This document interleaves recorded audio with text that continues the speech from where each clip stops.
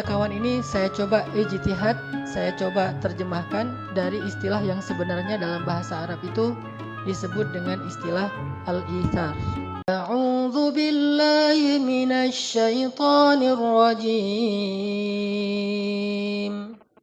Bismillahirrahmanirrahim. والذين تبوأوا الدار والإيمان من قبلهم يحبون من هاجر إليهم ولا يجدون في صدورهم حاجة مما أوتوا ويؤثرون على أنفسهم ولو كان بهم خصاصة ومن يوق شح نفسه فأولئك هم المفلحون. بسم الله الرحمن الرحيم. Assalamualaikum warahmatullahi wabarakatuh. Alhamdulillah, nahmaduhu wa nasta'inuhu wa nastaghfiruh wa na'udzu billahi min syururi anfusina wa sayyiati a'malina. May yahdihillahu fala mudhillalah wa may yudlil fala hadiyalah. Asyhadu an la ilaha illallah wahdahu la syarikalah wa asyhadu anna Muhammadan abduhu wa rasuluhu la nabiyya ba'dah.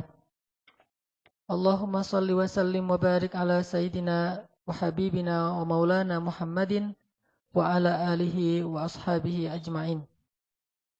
Rabbi syrah li sadri wa yassir li amri wahlul 'uqdatam min lisani yafqahuna qawli. Teman-teman sekalian, alhamdulillah dalam beberapa pertemuan terakhir kita telah membahas pertama tema tentang pasangan atau suami istri. Bahkan kajian tentang ini ada beberapa pertemuan. Kemudian kita juga sudah membahas tentang masalah hubungan kita dengan orang tua, terutama dengan ibu, bahkan dengan mertua sekalipun. Maka pada kesempatan ini kita akan melanjutkan pembahasan kita tentang hubungan dengan manusia atau hablum minan nas atau muamalah yang kali ini berkaitan dengan orang yang berada di luar rumah kita, yaitu para sahabat, teman, dan orang yang ada di sekitar kita. Hari ini kita akan membahas tentang salah satu sifat, bahkan kalau kata ulama bukan cuma sifat, tetapi karakteristik. Bedanya sifat dengan karakteristik, kalau sifat dimiliki oleh kita dan orang lain. Sedangkan kalau karakteristik, kata ulama, itulah yang menjadikan kita khas ketimbang orang lain. Itulah yang membedakan kita dengan orang lain. Sehingga para ulama mengatakan salah satu karakteristik seorang muslim, seorang mukmin yang paling luar biasa itu adalah dia seorang yang sangat setia kawan. Istilah setia kawan ini saya coba ijtihad, saya coba terjemahkan dari istilah yang sebenarnya dalam bahasa Arab itu disebut dengan istilah al-ithar. Kalau dalam bahasa Arab disebut dengan istilah al-ithar. Dalam bahasa Arab itu ada dua, ada ithar, ada atharah. Ada ithar yaitu setia kawan, ada atharah yaitu individualis. Ini mirip istilahnya, ithar, atharah. Nah, kita akan membahas tentang salah satu karakteristik seorang muslim atau seorang yang mengaku mukmin adalah ithar. Dan seperti apa ithar ini? Kalau kita bahas bahwa setia kawan, bukan hanya muslim yang punya sifat setia kawan. Dan istilah setia kawan ini bukan hanya dimiliki oleh orang-orang yang mengaku beriman. Bahkan orang yang tidak beriman kepada Allah pun kadang lebih setia kawan dari orang yang mengaku beriman. Lalu bagaimana kita akan menunjukkan kalimat dari hadis Nabi, innama bu'ithtu, sesungguhnya aku diutus hanya liutammima makarimal akhlak. Untuk menyempurnakan, untuk mengutuhkan akhlak-akhlak yang mulia. Sehingga dulu saya pernah menyampaikan bahwa yang memiliki akhlak mulia itu bukan cuma muslim. Non-muslim juga mereka punya akhlak yang mulia. Mereka juga belajar tentang kemuliaan-kemuliaan akhlak. Tetapi Islam, kata Nabi, li'utammim. Dia mutammimal akhlak. Mutammima makarimal akhlak. Dia menyempurnakan semua akhlak-akhlak yang indah. Semua akhlak-akhlak yang baik yang dimiliki oleh sekian banyak manusia. Kaum muslimin menyempurnakan. Artinya, kalau kita membicarakan tentang sifat jujur, maka semua orang belajar tentang jujur. Tetapi yang paling sempurna kejujurannya itu harusnya seorang muslim. Kita bicara tentang sifat sabar. Banyak orang yang memiliki sifat sabar, tetapi harusnya muslim itulah yang paling sempurna kesabarannya. Kita bicara tentang sifat setia kawan. Banyak orang yang punya sifat setia kawan. Bahkan orang yang dalam bahasa poster itu mungkin masa bejat dulu. Dalam keadaan masih bejat, kita jauh dari masjid, kita nggak pernah sholat, kita nggak taat sama orang tua. Tapi kita punya sifat setia kawan kepada teman-teman kita itu luar biasa. Harusnya orang yang sudah datang ke masjid, yang sudah mengaku berhijrah, yang sedang belajar Al-Quran dan Sunnah, dia punya sifat setia kawan yang lebih sempurna daripada mereka yang menurut sebagian orang disebut orang yang belum berhijrah. Jadi kalau kita mengaku sudah berhijrah, kalau kita mengaku sedang memperbaiki diri dan sudah sering ikut taklim, tetapi kita tidak lebih setia kawan daripada mereka yang jarang ikut taklim atau yang belum pernah datang ke masjid, berarti kita belum memiliki karakteristik seorang muslim sehingga tidak sah disebut sebagai muslim sejati. Apa bedanya kita dengan mereka? Bahkan mungkin mereka lebih baik daripada kita. Ada satu orang namanya si A misalnya. Dia punya 2 orang teman. Teman yang pertama, si B, ini orang yang sudah hijrah. Rajin ke masjid, sholat berjamaah, ikut taklim. Ini si B. Temannya yang satu lagi si C. Nggak pernah berhijrah, nggak pernah ke masjid, nggak pernah ikut taklim. Sholat aja nggak pernah. Ketika si A ini membutuhkan pertolongan, atau dia sakit, atau dia butuh apapun, dalam keadaan sedang diuji dengan satu musibah, maka lihatlah siapa yang pertama datang untuk menolong si A. Kalau yang pertama datang adalah si B, harusnya demikian karena dia yang sudah berhijrah, dia yang sudah belajar. Tetapi alangkah memalukannya, alangkah sedihnya jika yang pertama datang kepada si A ini adalah orang yang gak pernah berhijrah, gak pernah ke masjid, ke taklim, yaitu si C. Sekarang kira-kira kita punya teman nih yang sering punya masalah, yang sering kadang-kadang diuji dengan musibah. Dia punya teman, salah satunya kita yang sudah rajin ke masjid, yang sudah sholat berjamaah di masjid. Dan dia juga punya teman-teman yang lain yang gak pernah ke masjid, yang seringnya ke tempat-tempat maksiat. Coba tanya pada diri kita masing-masing. Kalau teman kita ini butuh sesuatu, apakah kita lebih dulu datang kepada dia atau teman kita yang kita sebut ahli maksiat lebih dulu datang kepada dia? Ini adalah muhasabah yang paling jujur untuk menunjukkan siapa yang paling baik di antara kita dengan orang lain. Yang kita sebut sebagai ahli maksiat dengan ahli ta'lim dan ilmu. Harusnya seorang muslim menunjukkan yang paling awal dalam kebaikan. Bukankah Allah mengatakan wasari'u ila maghfiratin min rabbikum wa jannah fastabiqul khairat was-sabiqun as-sabiqun ulaikal muqarrabun. Mereka yang pertama, mereka yang lebih dulu, mereka yang berlomba-lomba. Di mana semangat perlombaan dalam kebaikan itu seandainya kita mengaku sudah rajin datang ke masjid? Apakah perlombaan kita hanya langkah-langkah menuju rumah Allah? Bukankah kebaikan bukan hanya ada di dalam masjid, tetapi juga kebaikan tersebar di seluruh bumi yang Allah miliki ini? Sehingga harusnya kita harus muhasabah dan merasa malu kepada Allah dan kepada manusia. Bahwa kita seringkali bukan yang pertama datang untuk menolong saudara kita yang sedang membutuhkan pertolongan kita. Kita sering disalib oleh orang-orang yang kita sebut, mungkin dia orang yang tidak beriman, kita disalib oleh mereka. Ketika misalnya ada musibah di salah satu kota, di kota-kota ada di Indonesia, yang pertama yang datang langsung turun tangan. Di antara orang-orang yang mau membantu mereka itu perusahaan-perusahaan yang latar belakangnya bukan perusahaan yang orang muslim. Kemudian yang datang negara yang latar belakangnya itu bukan penguasa muslim. Kemudian secara individu yang datang untuk menyumbangkan berbagai macam bantuannya itu bukan muslim. Charity yang pertama sekali datang untuk menolong kita justru bukan orang yang paling taat dalam agamanya, tetapi mereka orang yang jauh dari masjid, jauh dari taklim. Ini menunjukkan bahwa kita belum benar-benar mengikuti sunnah Nabi SAW. Padahal harusnya kalau kita mengaku ahlus sunnah wal jamaah, kita menjadi orang yang pertama. Liutammima makarimal akhlak. Menjadi yang pertama dalam menunjukkan akhlak-akhlak yang sempurna ini. Baru namanya mutammimul makarimil akhlak. Sebut saja misalnya kisah yang paling populer tentang Rasulullah tuh ketika ada seorang laki-laki kafir sakit. Laki-laki itu sering menyakiti Rasul kan? Meletakkan duri di depan rumah Rasul, membuang kotoran di depan rumah Rasul, menghina Rasul, memfitnah Rasul, mencela Rasul, memarah-marahi Rasul. Dan Rasul sering disakiti fisik dan perasaan beliau oleh orang itu. Tapi suatu hari dia tidak muncul dan tidak ada yang mengganggu Rasulullah di jalan sehingga Rasulullah bertanya, "Di mana si fulan?" Rasulullah tidak mengatakan di mana si pengganggu itu, tidak, tetapi di mana si fulan. Karena Rasulullah merasa heran, biasanya dia udah lebih duluan datang untuk menghadang Rasulullah SAW, mencegat Rasulullah di jalan. Tapi hari ini dia tidak muncul. Di mana si fulan? Kata orang-orang si fulan sedang sakit, ya Rasulullah.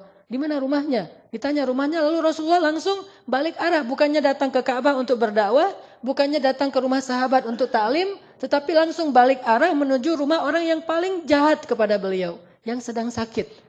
Sehingga ketika Rasulullah datang mengetuk pintu, kemudian dia bertanya, "Man?" Rasulullah mengatakan, "Muhammad." Dia langsung makin gemetar, takut. Karena ini orang yang selama ini dia sakiti, sekarang datang untuk mungkin mau menuntut balas atau apapun. Lalu dibukakan pintu itu oleh keluarganya, Rasulullah datang dengan tersenyum, kemudian Rasulullah duduk di sebelahnya, kemudian bertanya bagaimana, apa penyakitnya, apa yang saya bisa bantu, dan seterusnya, dan seterusnya. Dengan akhlak yang paling indah yang beliau tunjukkan sehingga membuat orang tadi yang paling benci kepada Rasul tiba-tiba menjadi sejuk hatinya, menitikkan air matanya. Kemudian dia mengatakan, "Ya Muhammad, engkau adalah orang yang paling saya benci dalam hidup saya ini. Yang paling sering saya sakiti, yang paling sering saya musuhi, yang paling sering saya curangi, yang paling sering saya ganggu. Tetapi ketika saya sakit, engkau orang yang paling pertama datang menjenguk saya dan memberikan akhlak yang paling istimewa kepada saya." Akhirnya orang ini kemudian belajar Islam dan masuk Islam. Ini artinya bahwa Rasulullah SAW sudah menunjukkan akhlak yang paling istimewa kepada kita. Tetapi kita masih sibuk dengan riwayat. Apakah itu hadis sahih? Kata ulama itu hadisnya dhaif. Kalau memang hadisnya dhaif, lalu kenapa? Apakah hadis dhaif itu tidak boleh dipakai? Bukankah hadis dhaif itu kata ulama lebih baik daripada qaulul ulama, dari ucapan para ulama? Kenapa kita yang baru belajar 1-2 hadis lalu membuang hadis-hadis dhaif? Seolah-olah hadis dhaif itu tidak ada artinya. Apakah ucapan kita lebih berarti daripada hadis dhaif?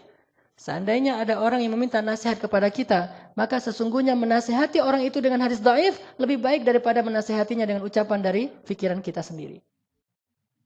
Karena hadis dhaif hanya lemah riwayatnya, tetapi bukan batil, bukan hadis palsu, berbeda dengan hadis maudhu. Banyak orang itu hadis dhaif, itu cerita dhaif, itu tidak ada riwayat yang kuat dan segala. Astagfirullahalazim. Apakah kamu pikir bahwa hadis dhaif itu hina, dina dan tidak ada nilainya di mata orang-orang para ulama? Bahkan seorang ulama, muridnya Ibnu Taimiyah yang paling streng menurut sebagian orang, ulama Ibnu Taimiyah yang paling keras dalam urusan hadis, punya murid namanya Ibnu Katsir. Selain Ibnu Qayyim Al-Jauziyah, lihatlah buku tafsir Ibnu Katsir, yaitu tafsir Al-Quran Al-Azim. Di dalamnya termuat lebih dari 100 hadis dhaif. Apakah Ibnu Katsir tidak tahu bahwa di dalam kitab itu banyak hadis dhaif, yang beliau ambil itu hadisnya dhaif? Beliau tahu. Beliau ulama besar, muridnya Ibnu Taimiyah. Kenapa memakai hadis dhaif?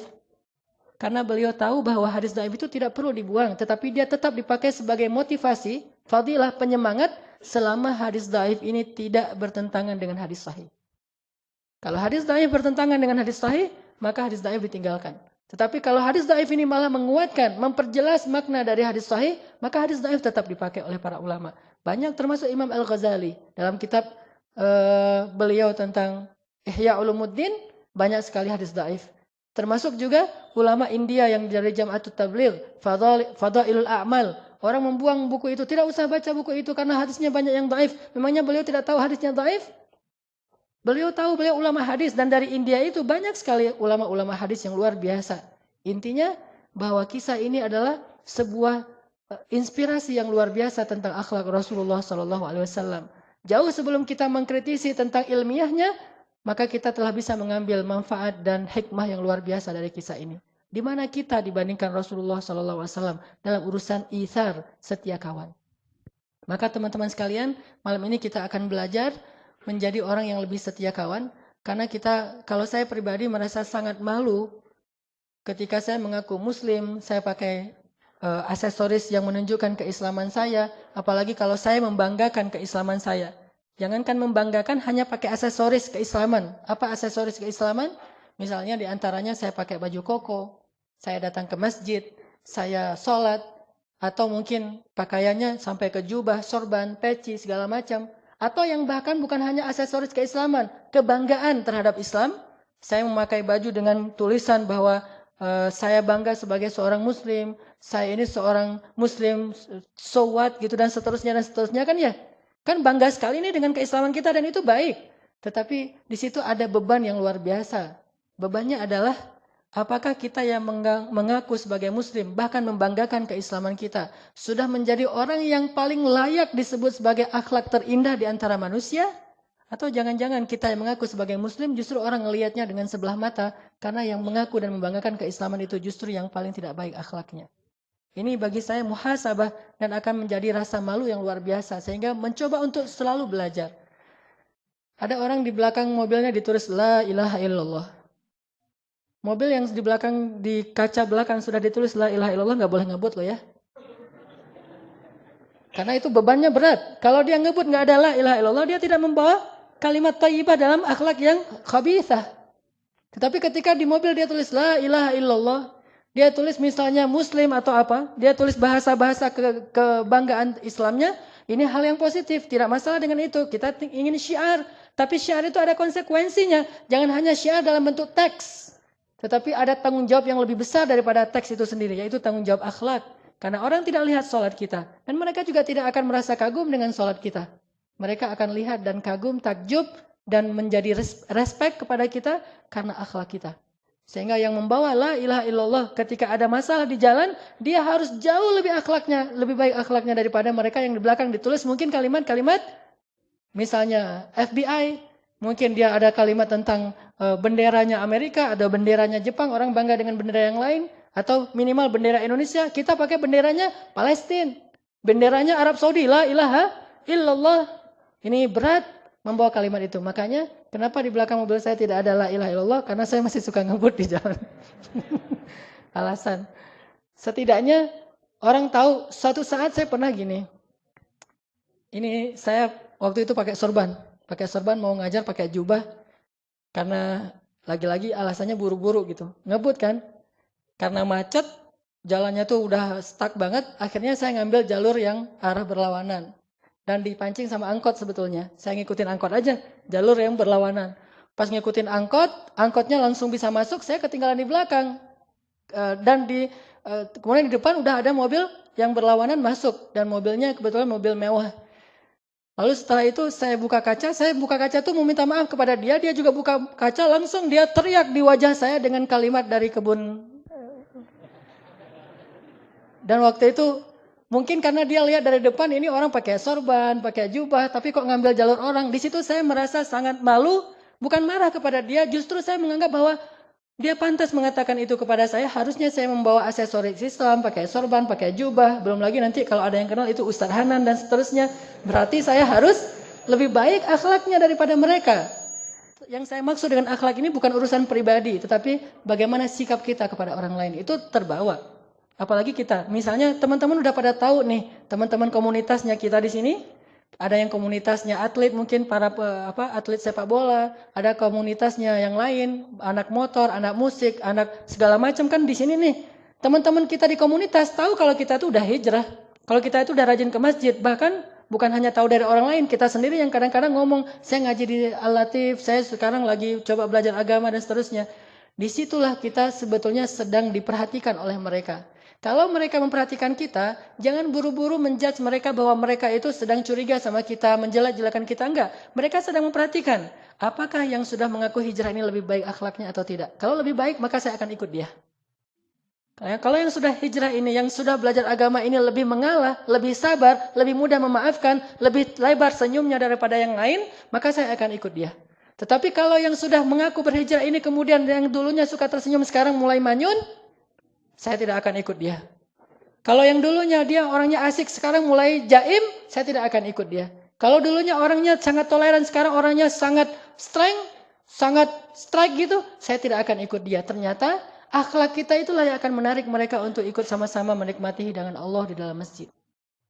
Intinya adalah salah satu yang paling mereka perhatikan itu dan akan membuat mereka takjub itu adalah sifat ithar yang tadi saya coba terjemahkan dengan setia kawan. Mari kita coba baca ayat Al-Quran yang sangat fenomenal tentang masalah ithar yang ada di dalam surat Al-Hasyr. Coba kita buka surat 59, surat Al-Hasyr ayat 9. Surat 59 ayat 9.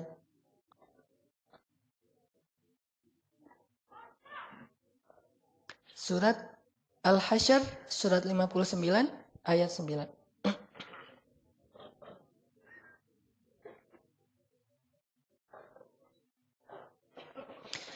A'udzu billahi minasy syaithanir rajim.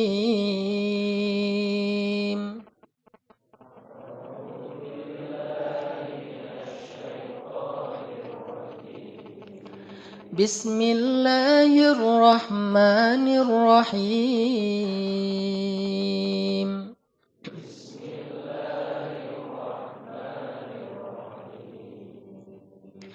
والذين تبوأوا الدار والإيمان من قبلهم يحبون من هاجر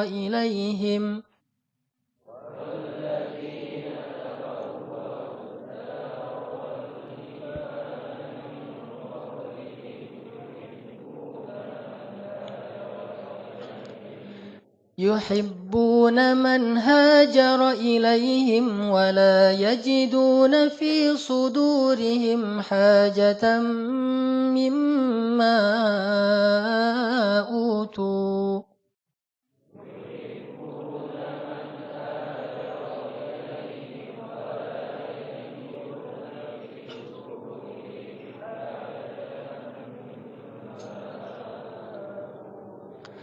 ويؤثرون على أنفسهم ولو كان بهم خصاصة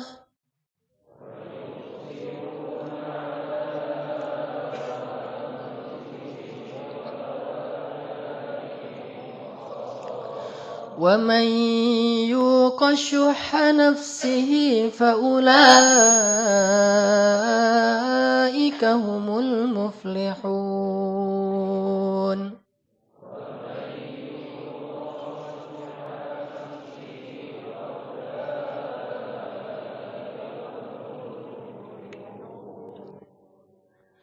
Dan orang-orang yang telah menempati kota Madinah dan telah beriman, yaitu kaum Ansor, sebelum kedatangan kaum Muhajirin. Mereka adalah orang-orang Ansor yang sangat mencintai orang-orang Muhajirin yang berhijrah kepada mereka. Dan mereka itu tiada menaruh satu keinginan pun dalam hati mereka terhadap apa yang diberikan kepada kaum Muhajirin. Dan mereka selalu ithar atau mengutamakan orang-orang Muhajirin atas diri mereka sendiri, sekalipun mereka dalam keadaan kesusahan. Dan siapa yang dipelihara dari kekikiran dirinya, mereka itulah orang-orang yang beruntung. Teman-teman sekalian, di dalam ayat 9 ini Allah Subhanahu wa taala menyebutkan satu kata ithar dalam bentuk verb atau kata kerja, yaitu kalimat wa yu'thirun. Wa yu'thiruna ala anfusihim walau kana bihim khasasah. Dan yang diambil sebagai sampel atau contoh tentang ithar di dalam Al-Qur'an itu adalah satu kaum, bukan satu individu.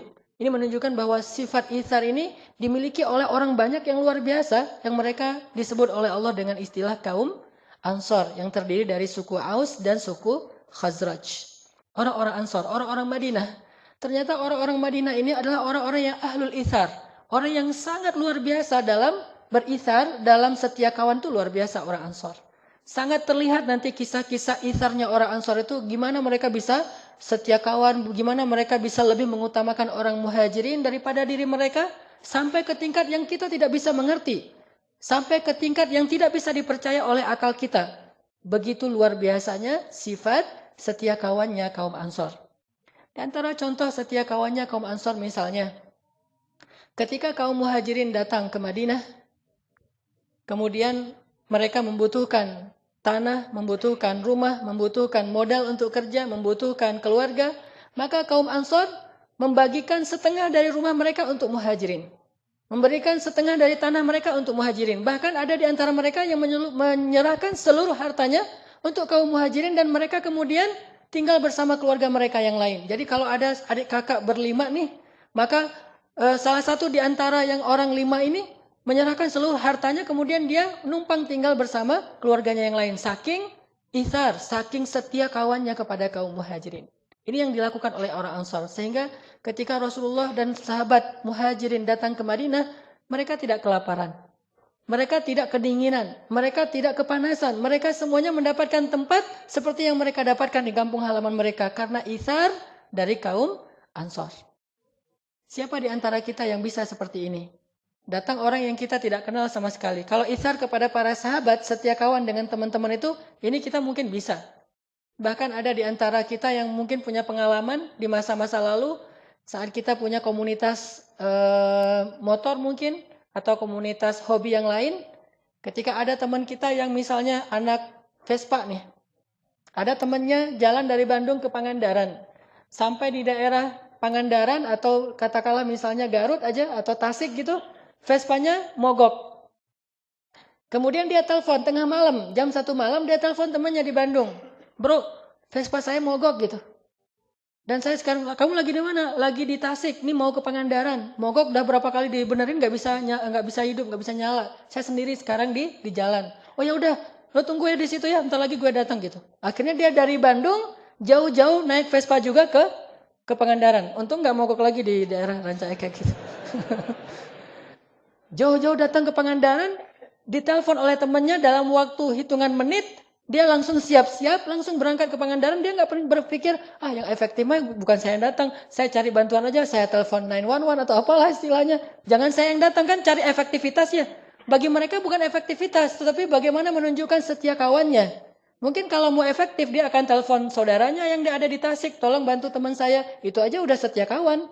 Tetapi dia tidak ingin kebaikan ini diambil oleh orang lain. Dia yang harus mengambil kebaikan ini. Sehingga dia datang jauh-jauh dari Bandung, ke Tasik, ke Garut, bahkan sampai ke Pangandaran, menyusul temannya yang sedang menunggu di sana dalam keadaan sedang membutuhkan pertolongan. Ini dilakukan oleh orang-orang yang tidak mengenal agama. Harusnya kita yang sudah belajar agama, harus punya setia kawan yang jauh lebih dahsyat dari ini. Dan ini bukan hal yang sepele. Karena tugas seorang muslim itu adalah menunjukkan identitas Islam yang telah Allah gariskan dalam syariatnya. Dan ini berat, makanya menjadi seorang muslim itu luar biasa beratnya. Menjadi seorang muslim itu benar-benar harus menjadi wasaton, harus menjadi pemimpinnya orang lain dalam segala kebaikan. Sehingga kalau ada di antara anak-anak Vespa yang bisa berkorban sejauh itu, harusnya anak-anak masjid bisa berkorban jauh lebih baik daripada itu. Kalau anak Vespa di Pangandaran ditelepon, malam itu juga datang. Anak masjid ditelepon di Surabaya, malam itu juga datang. Saya lagi di Surabaya, ya udah aku datang sekarang. Gimana cara datangnya? Mikir dulu. Harusnya bisa lebih dari itu. Memang saya juga belum pernah seperti itu. Saya merasa sangat takjub dengan anak-anak Vespa, anak-anak BMX, anak-anak komunitas yang lain yang punya sifat setia kawan yang luar biasa. Dan kita berharap dalam Islam itu, dalam masjid itu, dalam dakwah itu punya yang lebih dahsyat daripada komunitas-komunitas lain.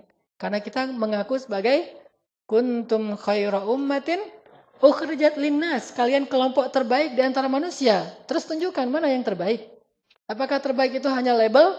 Apakah terbaik itu hanya slogan? Apakah terbaik itu hanya sekedar bentuk orasi dan khutbah? Atau kenyataan real? Maka kalau khutbah kita pasti lebih bagus daripada yang lain.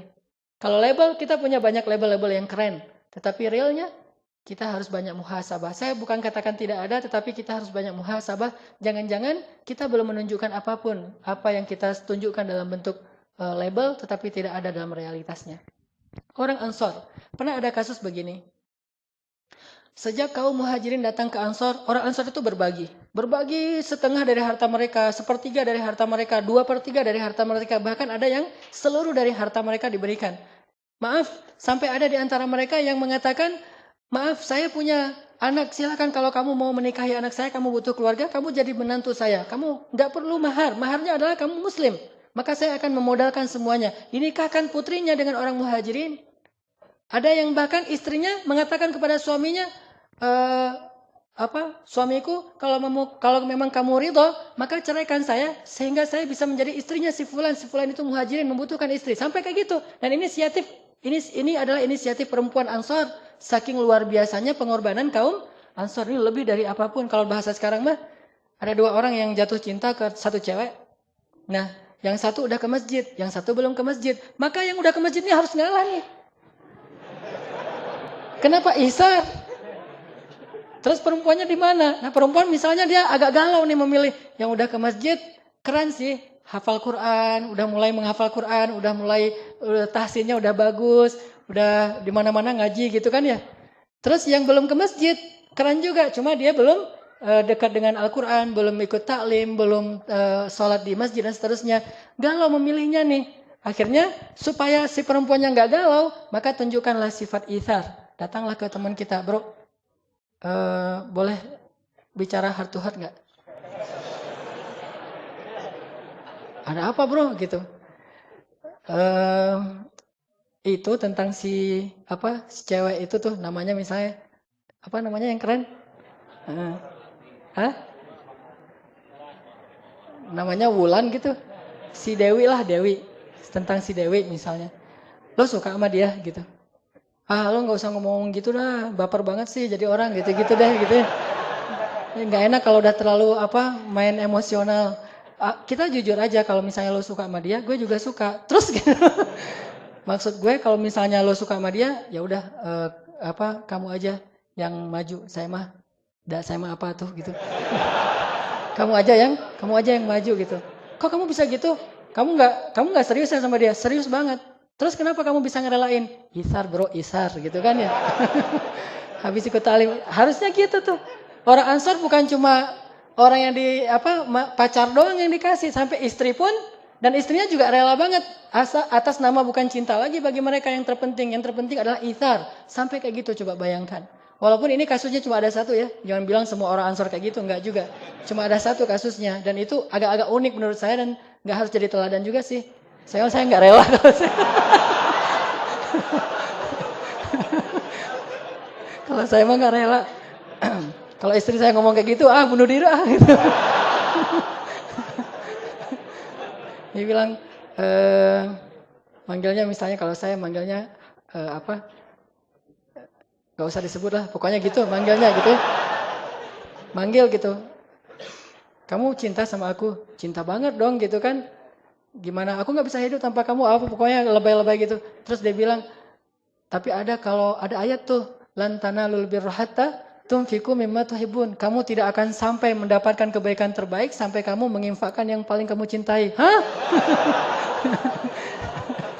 Menginfakkan yang paling dicintai. Maksud kamu apa?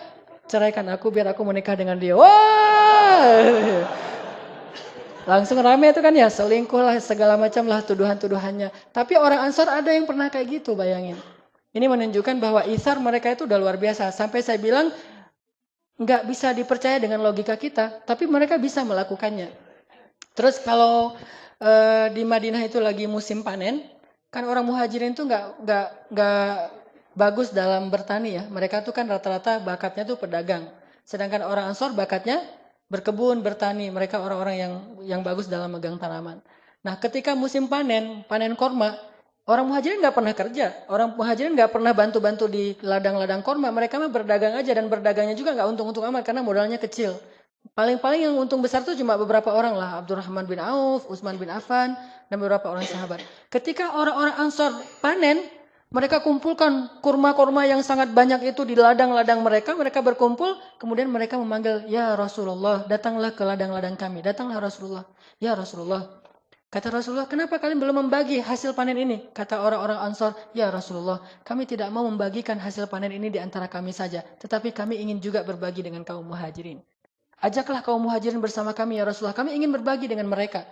Diajak orang muhajirin. Sedangkan orang muhajirin ngapain? Mereka di rumah aja, malu, nggak berani keluar. Takutnya ntar kalau keluar kan nggak enak tuh. Orang lagi enak-enakan mau bagi-bagi hasil panen, kita lalu lalang kan dikira, kayaknya dia butuh tuh kan nggak enak tuh. Jadi caper gitu kan. Akhirnya orang muhajirin, ya udah di dalam rumah aja tuh. Dipanggil sama Rasul, ya muhajirin keluar-keluar. Ada apa ya Rasulullah? Orang-orang Ansor mengundang kalian ke ladang-ladang mereka. Datanglah muhajirin, ketika datang orang-orang muhajirin ke ladang-ladang Ansor, orang Ansor menyambut mereka itu seperti orang yang menyambut seseorang yang sangat menguntungkan mereka. Bukan, datang. Bukan gitu. Kayak kita misalnya lagi makan enak nih, kita lihat makanan enak, teringat dengan teman kita. Aduh, kalau makanan enak kayak gini, masa saya makannya sendiri? Kita SMS teman kita telepon, mau makan di sini enggak? Saya lagi di sini nih, ayo ke sini aja. Kita ajak teman kita, kan itu hal yang sepele sebetulnya sederhana. Bahkan kalau perlu, saat kita lagi uangnya hampir habis tuh. Kita lihat di ini kita, tinggal 2 lembar lagi, warna merahnya. Sementara kita makannya itu rata-rata harganya 30.000 ke atas gitu. Kan enak tuh makanannya 50.000, 40.000, ada burger, ada segala macam. Kita SMS teman kita, aku lagi makan ini nih, ayam penyet, kan harganya 30 ribuan. Mau datang ke sini bareng-bareng, dia bilang, boleh. Ini kan dia nggak tahu kalau kita nggak punya uang. Terus pesannya apa? Misalnya pesannya lebih mahal dari kita. Mulai mikir, dihitung-hitung tadi kira-kira sampai nggak? Jangan-jangan nanti pas udah pesan semuanya, uangnya kurang kan? Dalam kondisi yang kita lagi butuh, lalu kita kekurangan uang, tapi kita masih bisa memberi kepada yang lain, itu namanya itsar. Kalau sekedar memberikan yang lebih, itu namanya jud. Kalau memberikan yang kita nggak terlalu butuh, itu namanya sakha. Semua ini kebaikan. Kebaikan itu kata ulama ada 3 tingkatan. Tingkatan yang paling rendah namanya sakha. Memberikan sesuatu yang kita nggak terlalu butuh, nggak terlalu suka, yang biasa aja, yang lebih, itu namanya sakha. Sedangkan jud, itu memberikan yang kita sukai. Dan itsar memberikan yang paling kita butuhkan. Sehingga kalau kita berikan kepada yang lain, kita jadi kekurangan, bahkan kita menjadi susah. Itu namanya itsar. Orang Ansor menyambut kedatangan muhajirin ke ladang mereka itu dengan pelukan hangat. Selamat datang ya muhajirin, selamat datang muhajirin. Sini. Semuanya saling tarik menarik untuk duduk di tempat dia. Karena kalau duduk di tempat dia, dia akan membagi. Kan ini punya banyak patok nih, punya banyak spot. Kesini. Orang muhajirin jadi bingung ditarik-tarik gitu. Coba bayangin di ladangnya orang Ansar. Kalau kita, yang datang ya. Pura-pura sibuk aja gitu. Yang lain, dia telengah-telengah ngelihat, nggak ada, kayaknya nih saya nggak ada yang nyambut nih, pulang aja deh kan gitu ya. Kalau kita enggak, kalau muhajirin, kalau Ansar enggak, dia tarik ke ladangnya, kesini. Setelah semuanya udah selesai, Rasulullah mengatakan, sekarang wahai orang Ansar, bagilah hasil panen kalian. Langsung mereka memberikan kurma-kurma yang terbaik untuk orang-orang muhajirin. Sehingga Rasulullah SAW berdoa kepada Allah, ya Allah, berkahilah rezekinya orang-orang Ansar. Ini namanya itsar. Di mana sekarang sifat itsar seperti ini dalam kehidupan kaum muslimin? InsyaAllah kita lanjutkan nanti kisah-kisah yang lain setelah sholat Isya. Jadi kepikiran tadi habis ngomongin jadi nggak khusyuk salahnya. Ngomongin kalau misalnya kayak Ansor diuji kayak gitu tuh itu berat banget ya. Kalau istri mungkin nggak lah gitu. Tapi kalau calon, itu benar-benar tuh. Gara-gara itu jadi nggak khusyuk salahnya kepikiran. Ini kalau benar-benar diuji benar kayak gitu tuh perasaan kita banget. Yang diuji kan kalau misalnya harta oke lah, kita siap lapar insya Allah gitu. Atau sakit kita siap menderita. Tapi kalau perasaan kan, itu benar-benar itsar. Kayaknya salah satu contoh itsar paling mengharukan tuh itu tuh kayaknya. Dan hanya ada di sinetron selain dalam sejarah Islam gitu. Atau mungkin ada yang pernah ngalamin? Berarti nggak bisa dikisahin juga, nggak pernah ngalamin, nggak tahu gimana sakitnya tuh kayak gimana tuh nggak tahu. Luar biasa tuh ya. Jadi sahabat kita sendiri, kita tahu diam-diam ternyata dia tertarik. Sementara si cewek ini mungkin belum memutuskan. Terus kita tahu, dia kayaknya suka juga. Akhirnya kita mundur gitu, nggak mau maju. Padahal kita udah terlanjur menyimpan dalam hati kita, udah dalam banget, udah terukir gitu namanya. Udah gitu kita mundur. Terus kita nanti menyaksikan bahwa dia buat kartu undangan, kita dikirimin gitu. Ini dramatisir banget nih. Ya mirip-mirip dengan ketika cinta bertasbih gitu kan. Yang lagu Aceh gitu yang pas lagi di pelaminan. Assalamualaikum warahmatullah. Itu kan kayak baper gitu kan sambil nangis gitu. Cuma saya mah nggak akan nangis juga sih. Alhamdulillah belum pernah ngalamin. Pernah nggak ya? Ya kalau misalnya yang pernah ngalamin, itu isar banget tuh. Kalau bisa isar sejauh itu, insya Allah tuh orang baik insya Allah. Berarti dia kalau udah hijrah, udah belajar Islam, mudah-mudahan bisa jadi salah satu sampel atau ikonnya akhlak gitu ya. Harusnya Muslim tuh kayak gitu. Atau dalam kehidupan sehari-hari yang lebih sederhana-sederhana lagi, misalnya isar-isar hal yang sepele. Kita lagi eh, mau naik bus misalnya.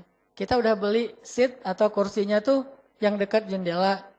Pas kita datang terus tiba-tiba ada orang duluan, biasalah lebih senang di dekat jendela. Kita datang kita lihat nomor kursinya benar itu punya kita yang di sebelah situ, dia di sebelah sini, tapi kita bilang, "Mas, nomornya berapa?" gitu. Nomor saya ini sekian. Yang sebelah sini ya?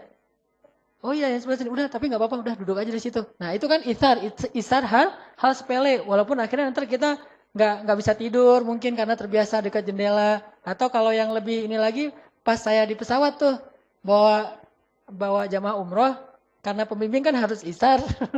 Itu nasib pembimbing tuh, harus isar.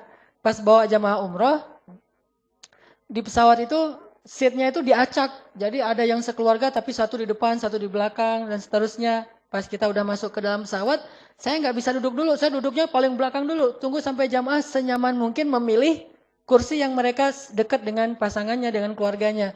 Kadang-kadang kursi saya, "Ustadz duduknya di mana?" "Di sini." "Boleh nggak Ustadz ditukar?" "Oh boleh banget, boleh banget, boleh banget." Terus saja ganti lagi, pindah ke depan. "Ustadz, ini anak saya di sebelah sana, boleh nggak di sini?" "Oh ya boleh Bu." Saya pindah lagi, sampai 5 kali pindah, akhirnya saya ke paling belakang. Nah ini hal-hal yang sepele kayak gitu bisa jadi salah satu contoh-contoh isar dalam kehidupan kita. Atau termasuk dalam masjid kayak gini, misalnya kita udah selesai sholat, kita nggak sholat sunnah dulu karena pengen yang lainnya biar bisa sholat. Itu terjadi loh di Mekah, Madinah tuh harusnya kayak gitu isar. Tapi orang udah beribadah di Mekah, Madinah malah nggak bisa isar. Misalnya di Raudhah gitu. Di Raudhah itu kan tempat yang mustajabah doa tuh di Masjid Nabawi. Orang sholat di situ tuh lama-lamaan, doanya tuh panjang banget. Perasaan di Indonesia nggak gitu-gitu amat, tapi sampai di sana tuh gitu amat. Panjang banget doanya tuh. Udah gitu kalau orang Indonesia kan berpersepsinya doa itu harus duduk ya. Nggak bisa sambil jalan atau sekedar berdiri aja nggak bisa, harus duduk. Jadi dia duduk bersila udah nyaman banget gitu, naruh barangnya depan belakang kanan kiri, doa ya Allah panjang banget. Di belakang tuh orang-orang Arab bilang ya Ammi ya Allah ya Allah ya Allah ya haji haji haji gitu. Mereka karena nggak ngerti bahasa Arab bagus juga sih jadi cuek gitu. Terus aja berdoa. Nah ini namanya ithar, hal-hal yang sepele kayak gini. Kalau dalam kehidupan kita yang lebih ekstrim lagi mungkin yang tadi saya pernah lihat di internet di YouTube tuh ada liputan tentang seorang anak di Australia, Muslim. Jadi dia dapat penghargaan dari pemerintah Australia sebagai salah satu contoh anak yang berkorban untuk kakaknya. Anak ini sekitar 8-9 tahun, kakaknya 12 tahun, tenggelam di salah satu pantai di laut. Tenggelam, dua-duanya nggak bisa berenang. Tapi pas ngelihat kakaknya lagi tenggelam, nggak bisa berenang. Akhirnya dia nolongin kakaknya. Sambil dia tarik kakaknya dan dia udah kelep juga, dia udah minum banyak air. Terus sampai bisa membawa kakaknya ke pantai dan dia sampai lemes dan pingsan. Diambil sama lifeguard, kemudian dibawa ke ambulan dan di perjalanan dia meninggal dunia. Sehingga langsung dikasih banyak penghargaan, orang banyak yang menangis untuk dia. Nah ini ithar, rela mati demi orang lain. Kadang kita ngerasain kayak gitu. Kayak misalnya kita lagi bareng-bareng berenang di UPI misalnya. Yang 5 meter tuh kan ya. Nah ada teman kita yang ternyata terlalu pede mungkin berenangnya. Main nyemplung aja deh, kira 1,5 meter. Pas dia masuk ke situ kok dalam banget masuknya. Datanglah kita, ceng-ceng gitu kan. Terus kita pegangin, kita bawa ke atas. Walaupun kita bisa berenang juga kan, tapi kita nggak belajar cara nyelamatin orang lain.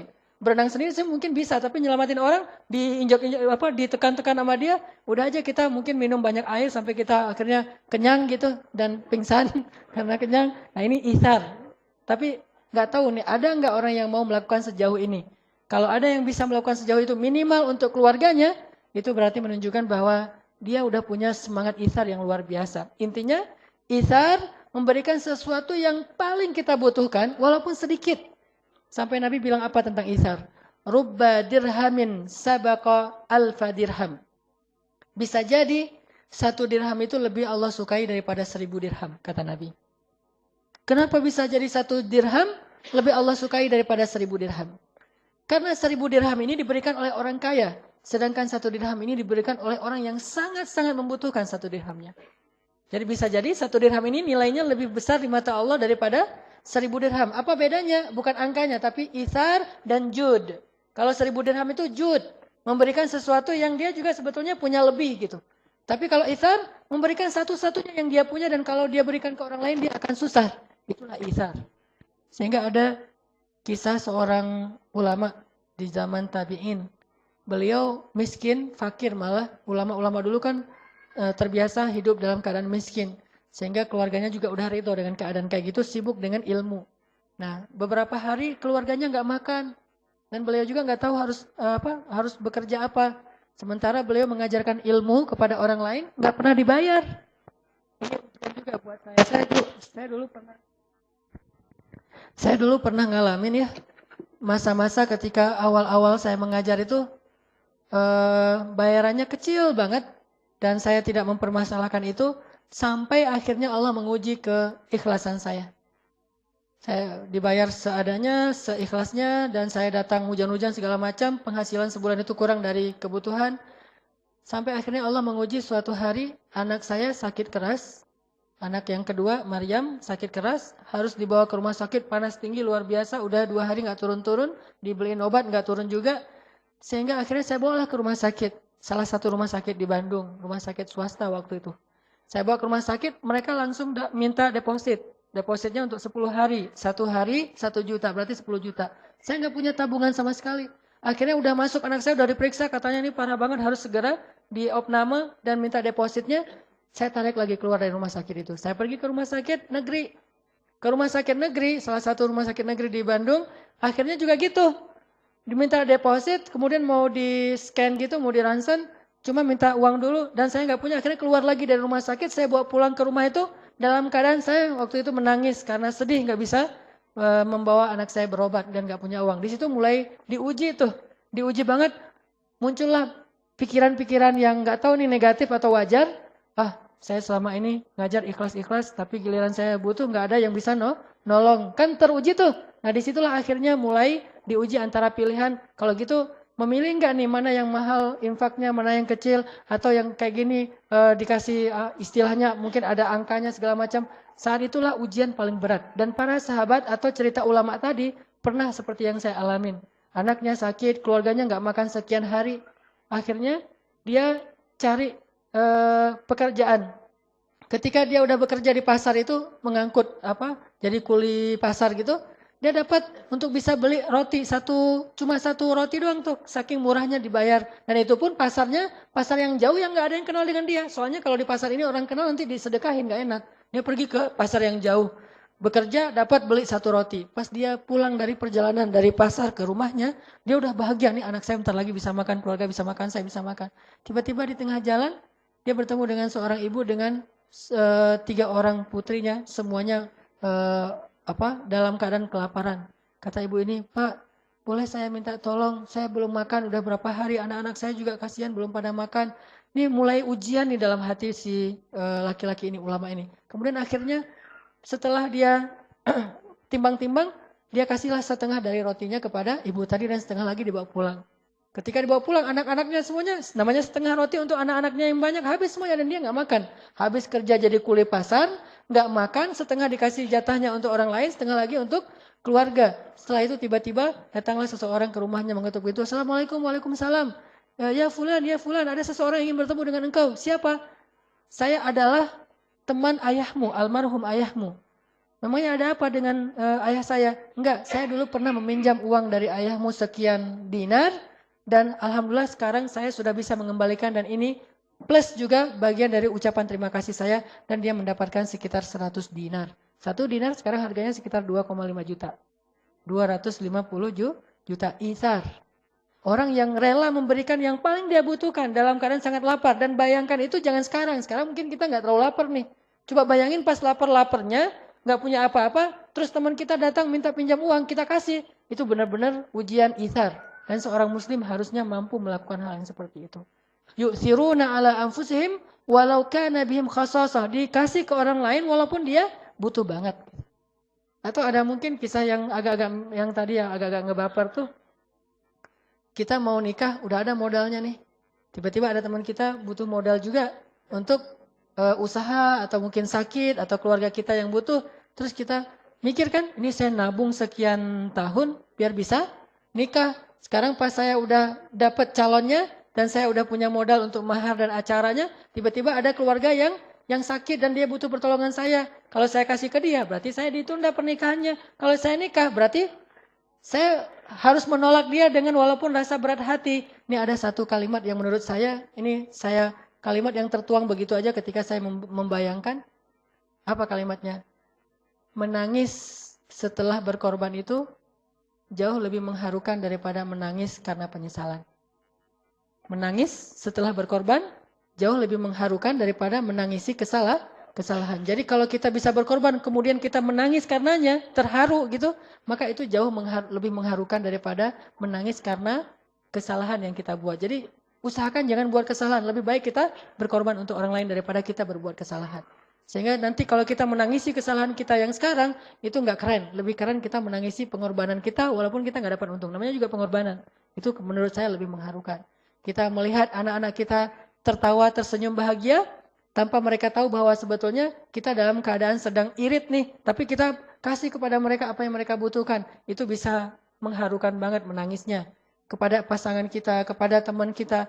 Dalam keadaan sangat irit. Kita untuk, misalnya sendal kita tuh udah sobek misalnya, bahkan udah berlubang gitu sendal kita atau sepatu kita. Kita nggak beli sepatu baru atau kita punya ransel kita tuh udah sobek-sobek. Kita nggak beli ransel demi untuk bisa beli baju anak kita, bahkan bukan baju yang penting-penting amat, baju baru biasa. Atau untuk istri kita dia lagi jalan ngelihat ada jubah yang bagus, kita beliin untuk pasangan kita. Itu jauh lebih keren. Dan itu adalah ihsar, belajar dari keluarga, pasangan, orang tua, teman, dan seterusnya. Jadi coba muhasabah, di mana ihsar kita dibandingkan dengan para sahabat dulu, atau nggak usah jauh-jauh para sahabat di antara kita. Orang-orang yang belum berhijrah, orang-orang yang jauh dari masjid, yang mereka bisa ihsar habis-habisan kepada temannya. Teman-teman yang dirahmati Allah Subhanahu Wa Taala, ada lagi kisah ihsarnya para sahabat yang saya pernah baca. Ketika para sahabat, salah satunya namanya kalau nggak salah Jabir bin Abdullah. Ini pernah saya kisahkan beberapa kali. Saat Rasulullah SAW dengan para sahabat sedang menggali parit Khandak, dan mereka kelaparan banget, banyak yang akhirnya gara-gara ngangkat batu tuh jatuh loh. Saking kelaparannya menggali parit Khandak, saking kelaparan dan susahnya ngangkat batu tuh sampai dia jatuh dan tertimpa batu. Saking lemahnya. Tapi mereka terus bekerja, siang malam makannya cuma 1 butir kurma sama minum air. Akhirnya Jabir bin Abdullah merasa kasihan kepada Rasul. Yang ngelihat Rasulullah itu susah banget. Dia pulang ke rumah, dia tanya kepada istrinya, istriku, ada apa di rumah kita yang bisa kita berikan kepada Rasulullah sebagai makanan? Kata istrinya, nggak punya apa-apa. Kita juga orang miskin. Satu-satunya yang kita punya itu cuma seekor domba yang masih kecil banget, yang baru berukuran yang sangat kecil, baru lahir, sama satu kalau bahasa sekarang mungkin 1 kilogram gandum yang bisa dibuat untuk beberapa potong roti. Cuma itu yang kita punya di rumah. Kata Jabir, ya sudah kalau gitu kamu tolong buatkan roti biar saya potong dombanya.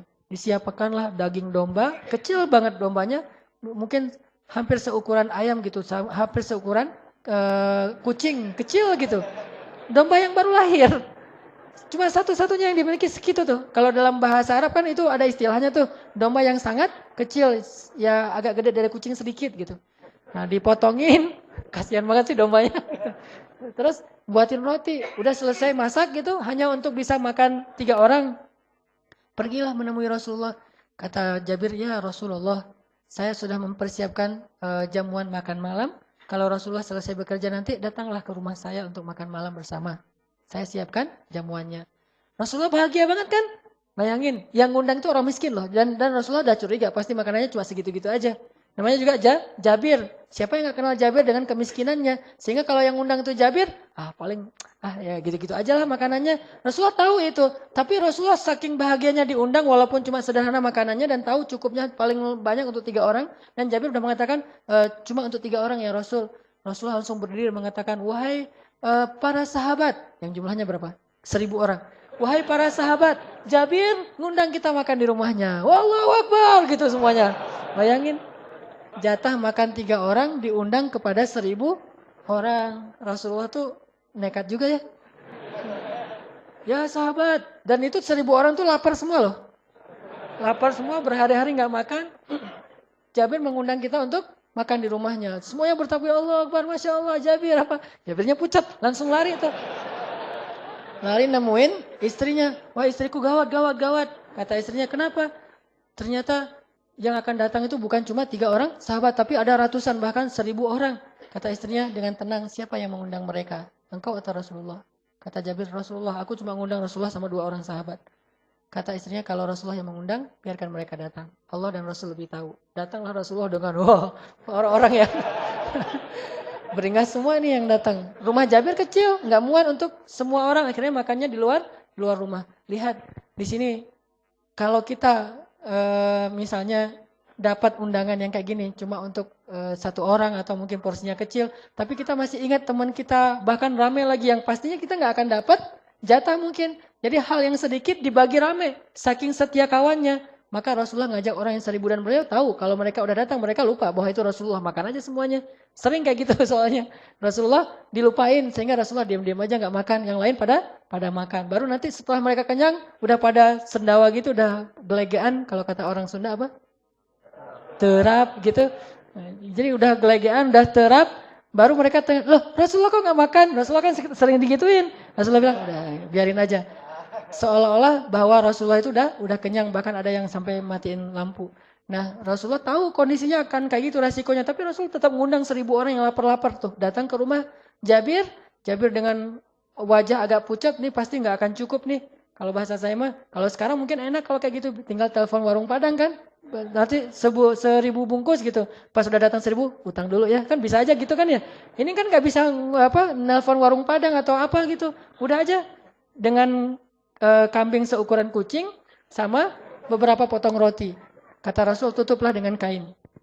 Ditutup. Jadi kayak bejana gitu, kayak talam gitu, ditutup pakai kain. Terus Nabi mengatakan, wahai para sahabat, ambillah sesuka kalian tanpa membuka penutupnya. Jadi ngambilnya dari dalam gitu. Dan Rasulullah nggak mendahulukan dirinya dan Jabir, tetap yang lain dulu. Jabir bagikan pada mereka. 1000 orang bayangin berapa jam tuh. 1000 orang dibagikan satu benyana, satu talam gitu. Ngambil roti. Ini kayaknya tulang nih, daging nih. Ambil gitu. Ini kayak tulang, daging. Ambil. Namanya orang Arab, bayangin. Itu orang Arab lapar lah gitu. Orang Arab gak lapar aja. Makanya banyak kan gimana orang Arab yang lapar. Sahabat lapar banget. Pasti makanya banyak banget. Ngambil. Semuanya sampai 1000 orang. Tapi gundukan penutupnya itu masih kayak penuh gitu. Nggak sampai kempes. Dan Jabir mulai curiga, kok beratnya nggak berkurang. Setelah semuanya udah selesai makan, Rasulullah nggak makan. Memperhatikan mereka makan tuh kayak ibu ngasih makan anaknya. Kayak gitu Rasulullah ke sahabat. Mereka semuanya lahap, wah lupa sama Rasulullah. Udah selesai semuanya makan, mereka pamit. Dan lupa Rasulullah belum makan. Setelah mereka semuanya pamit, Rasulullah memanggil Jabir dan istrinya, duduklah, sekarang bukakan penutupnya. Pas dibuka, semuanya masih utuh seperti awal. Sama sekali seperti nggak ada yang makan. Jangan-jangan itu kayaknya halusinasi makannya. Sampai di rumah kok saya masih lapar ya. Enggak, ini mah bukan magician ya. Jadi bukan lihat tatap mata saya. Makanlah gitu. Enggak. Jadi berkah banget.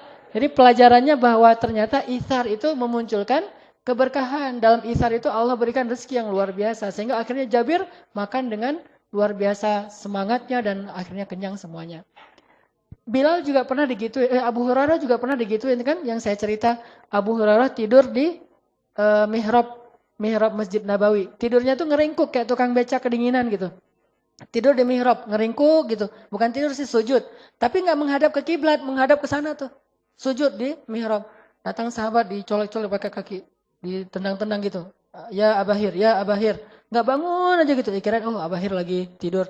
Terus datang lagi sahabat, datanglah Rasulullah manggil, ya Abahir, ada apa? Langsung Abu Hurairah ngelihat, lapar ya Rasul. Sampai saking laparnya Abu Hurairah nggak bisa duduk coba. Apalagi berdiri, duduk aja nggak bisa. Jadi harus nahan laparnya itu dengan menekuk badannya supaya perutnya kelipat. Saking lapar tuh kayak gimana tuh laparnya. Tapi orang yang lapar kayak gini hafal hadisnya tuh ribuan loh. Kita yang kenyang nggak hafal hadis nih. Agak-agak unik memang. Yang kenyang nggak pernah hafal hadis, yang lapar ribuan gitu nggak ada alasan. Mas saya mah nggak bisa hafal hadis soalnya saya miskin, saya mah lapar terus atau apa. Ini nih Abu Hurairah justru lapar itu malah lebih mudah hafal hadis. Akhirnya kata Abu Hurairah, lapar ya Rasul. Rasulullah bilang, ya udah ayo ke rumah saya. Abu Hurairah semangat kan ke rumah Rasulullah. Yang tadi nggak bisa berdiri tiba-tiba bisa berdiri, aneh juga tuh. Kalau saya perhatiin hadisnya, loh kok tiba-tiba bisa berdiri ya? Abu Hurairah langsung segar gitu. Ya Rasulullah, datang ke rumah Rasulullah, Rasulullah ngambil susu onta kan, susu onta itu salah satu susu favorit Rasul. Nah, dituangkan susu domba, susu onta, pokoknya susu lah gitu ya. Dituangkan, kemudian kata kata Rasul, ya Abahir, panggillah orang-orang yang dari Bani Sufah, apa? Dar Sufah. Dar Sufah itu lembaga orang-orang miskin di dekat Masjid Nabawi. Orang-orang miskin ngumpul di situ semuanya tuh.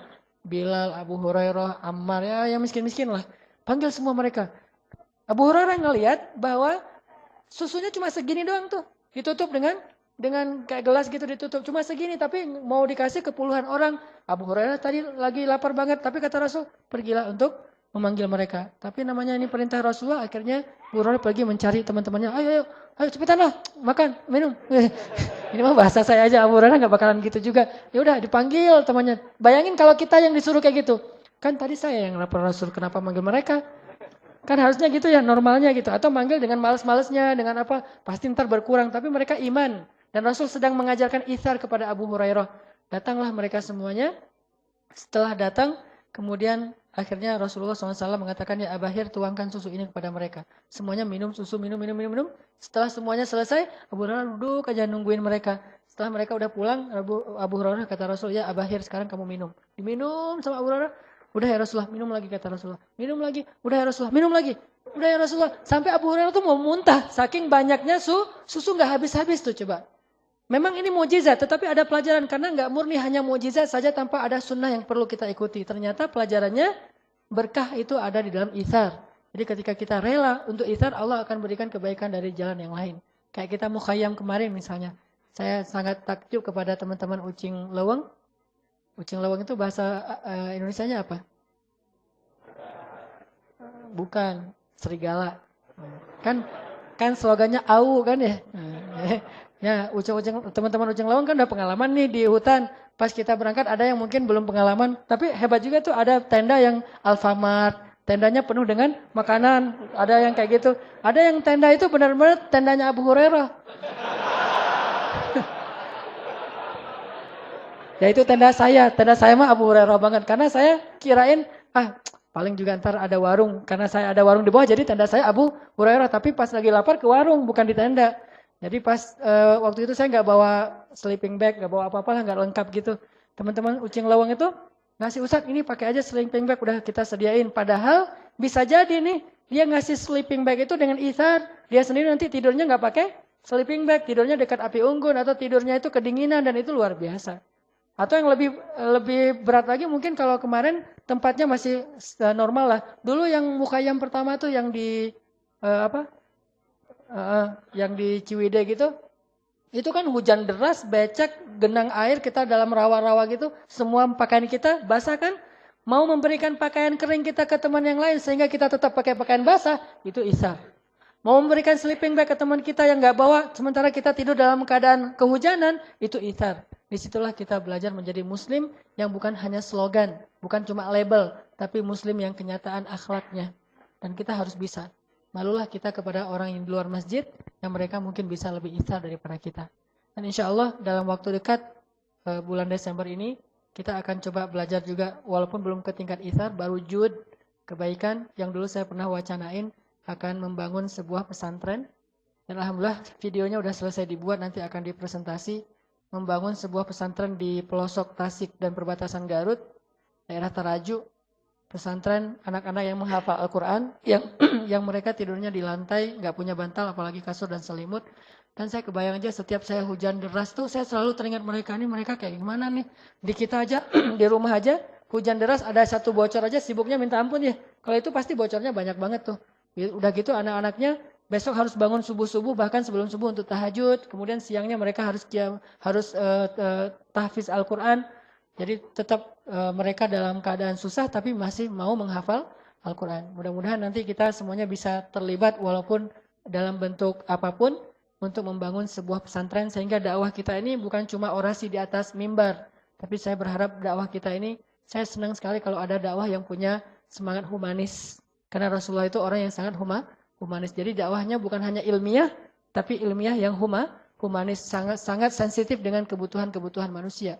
Walaupun hal kecil yang kita lakukan, tapi alhamdulillah ada beberapa teman yang mau gabung nih, teman-teman dari Harley mau gabung, teman-teman dari komunitas yang atlet mau gabung, kemudian dari beberapa kantor PT juga mau gabung, dan dari ibu-ibu juga ada beberapa orang dari akhwat, dokter-dokter juga mau bareng berangkat ke sana, sehingga mudah-mudahan nanti kita bisa dari komunitas BMX mungkin, dari anak bola mungkin, dari anak yang lain, termasuk anak Vespa, bareng-bareng nih kita coba tunjukkan kepada seluruh manusia bahwa dakwah bukan cuma di dalam masjid, tetapi dakwah itu dari dalam masjid kemudian keluar untuk membawa rahmatan lil alamin insyaallah.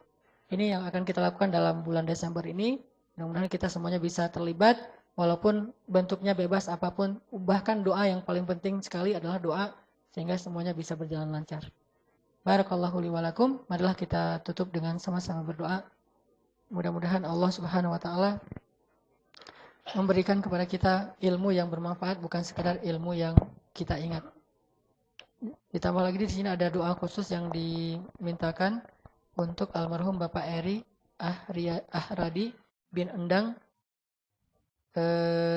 Bapak dari siapa nih? Sostrolita. Ya.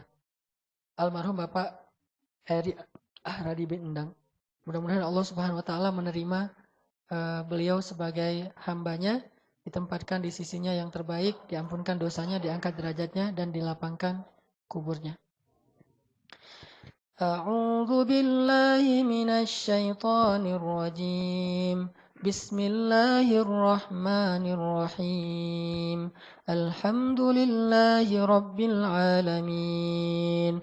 Allahumma hdina fiman hadait وعافنا فيمن عافيت وتولنا فيمن توليت وبارك لنا فيما أعطيت وقنا برحمتك شر ما قضيت اللهم لك الحمد يا رحمن لك الحمد يا رحيم لك الحمد يا رب العالمين الحمد لله على نعمة الإسلام الحمد لله على نعمة الإيمان الحمد لله على نعمة التوبة الحمد لله على نعمة القرآن الحمد لله على نعمة الأخوة الحمد لله على نعمة الهجرة الحمد لله على نعمة العبادة اللهم إنا نسألك حلاوة الإيمان اللهم إنا نسألك رضاك والجنة ونعوذ بك من سخطك والنار اللهم اغفر له وارحمه وعافه واعف عنه وأكرم نزله ووسع مدخله واجعل قبره روضة من رياض الجنة ولا تجعل قبره حفرة من حفر النيران اللهم اغفر لنا ولوالدينا وارحمهما كما ربيانا صغارا رب اغفر لي ولوالدي وارحمهما كما ربياني صغيرا يا أرحم الراحمين اغفر لأمهاتنا يا غفار اغفر لأمنا يا غفار واغفر لأبائنا يا غفار واغفر لإخواننا يا غفار واغفر لأخواتنا يا غفار واغفر لأساتذتنا يا غفار واغفر للمسلمين يا غفار ربنا اغفر لنا ولإخواننا الذين سبقونا بالإيمان ولا تجعل في قلوبنا غلا للذين آمنوا يا الله يا الله يا الله يا رب العالمين يا الله نسألك رضاك والجنة ونعوذ بك من سخطك والنار. Ya Allah, ampunkanlah dosa kami ya Allah. Ampunkanlah kesalahan-kesalahan yang pernah kami lakukan ya Allah. Ampunkanlah maksiat-maksiat yang senantiasa kami ulang-ulang bahkan sampai hari ini ya Allah. Ampunkanlah kelalaian-kelalaian kami ya Allah. Ampunkanlah kesia-siaan hidup kami ya Allah. Maafkanlah segala kealpaan dan kelupaan yang kami kerjakan dalam kehidupan kami ya Allah, yang membuat kami jauh darimu ya Allah. Ampunkanlah dosa-dosa kami ya Allah, dosa ayah dan ibu kami ya Allah, dosa saudara-saudara kami ya Allah, dosa pasangan kami ya Allah, dan dosa keluarga kami ya Allah. Ya Allah ya Arhamar Rahimin, Engkau yang maha lembut, Engkau yang maha penyayang. Dengan kasih sayangmu Engkau telah selamatkan kami dari jurang-jurang api neraka. Engkau hantarkan ke dalam hati kami iman dan hidayah. Engkau hantarkan dalam hati kami rasa cinta untuk duduk di dalam majelis ilmu agamamu ya Allah. Engkau jadikan kami rasa cinta ke dalam rumahmu ya Allah, sehingga kami lebih ringan melangkahkan kaki kami untuk datang ke masjid-masjidmu ya Allah. Ya Arhamar Rahimin, di sana di luar sana masih banyak dari sahabat-sahabat kami yang masih enggan untuk masuk ke dalam rumah-rumahmu, bukan karena mereka benci kepadamu ya Allah, tetapi karena mereka belum paham ya Allah. Ampunkanlah dosa sahabat-sahabat kami ya Allah, yang mereka masih belum mau datang ke rumahmu ya Allah, bukan karena mereka jahat, tetapi mereka belum mengerti ya Allah. Ajarkanlah kepada mereka apa yang Engkau ajarkan kepada nabimu, ajarkanlah kepada mereka apa yang Engkau ajarkan kepada para sahabatmu, ajarkanlah kepada mereka apa yang Engkau ajarkan kepada hamba-hambamu yang soleh ya Allah. Ya Allah, berikanlah kebaikan yang kami rasakan saat ini di rumahmu kepada sahabat-sahabat kami yang ada di luar sana ya Allah. Ketuklah hati mereka agar mereka mau datang ke masjid-masjidmu, agar mereka mau duduk di dalam majelis-majelis ilmu agamamu ya Allah. Ya Allah, jadikanlah kami asbab hidayah bagi mereka. Maafkanlah kami jika kami tidak sabar terhadap kesalahan-kesalahan yang mereka kerjakan. Jika kami belum sabar untuk mengajak mereka dengan akhlak yang baik, justru mereka menjadi semakin jauh dari rumahmu karena ketidaksabaran kami dalam mengajak mereka ya Allah. Ya Allah, masukkanlah kami ke dalam surga bersama sahabat-sahabat kami itu ya Allah. Jadikanlah kami sahabat di masa jahiliyah dulu menjadi sahabat juga di masa-masa yang telah kami bertobat ya Allah. Jika kami dulu bermaksiat kepadamu dalam keadaan berteman dan akrab, sekarang jadikanlah kami beribadah kepadamu juga dalam keadaan berteman dan akrab ya Allah. Dalam keadaan bersahabat ya Allah di dunia dan di akhirat insya Allah. Ya Rabbal Alamin, selamatkanlah pemuda-pemuda Islam yang ada di Indonesia dari segala macam fitnah dunia ya Allah. Selamatkanlah akhwat perempuan-perempuan muslimah dari fitnah aurah dan fitnah dunia ya Allah. Jadikanlah pemuda-pemudi Islam itu tumbuh dalam ketaatan ya Allah, sehingga mereka mendapatkan salah satu naunganmu di padang mahsyar, yaitu pemuda yang tumbuh dalam ketaatan ya Allah. Ya Rabbana, Ya Arhamar Rahimin, dengarlah doa-doa kami ya Allah. Tetapkanlah hati kami dalam hidayah ya Allah. Janganlah Engkau matikan kami dalam keadaan su'il khatimah ya Allah. Janganlah Engkau matikan kami dalam keadaan bermaksiat kepadamu ya Allah. Janganlah Engkau matikan kami ketika hari kami tidak melaksanakan ibadah yang sesuai dengan perintahmu ya Allah. Matikanlah kami di hari yang terbaik dalam hidup kami ya Allah. Matikanlah kami dalam keadaan beramal soleh kepadamu ya Allah. Dan hidupkanlah kami nanti di akhirat. Dan pertemukanlah kami bersama Rasulmu Sallallahu Alaihi Wasallam. Ya Allah ya Rabbal Alamin, betapa rindu kami kepada Nabi Muhammad Sallallahu Alaihi Wasallam. Betapa kami rindu kepada Nabi Muhammad ya Allah. Kami sering berselawat untuknya. Kami mencoba untuk mengikuti sunnahnya semampu kami ya Allah. Itu semuanya karena kami merindukan beliau ya Allah. Jadikanlah kami termasuk di antara orang-orang yang bertetangga dengan Rasulmu di dalam surga nanti ya Allah. Bertetangga dengan Abu Bakar As-Siddiq, bertetangga dengan Umar bin Khattab, bertetangga dengan Utsman dan Ali radhiyallahu anhum ajma'in. Ya Allah ya Arhamar Rahimin, Rabbana atina fid dunya hasanah wa fil akhirati hasanah wa qina adzabannar. Subhanakallahumma wa bihamdika asyhadu an la ilaha illa anta astaghfiruka wa atubu ilaik. Assalamualaikum warahmatullahi wabarakatuh.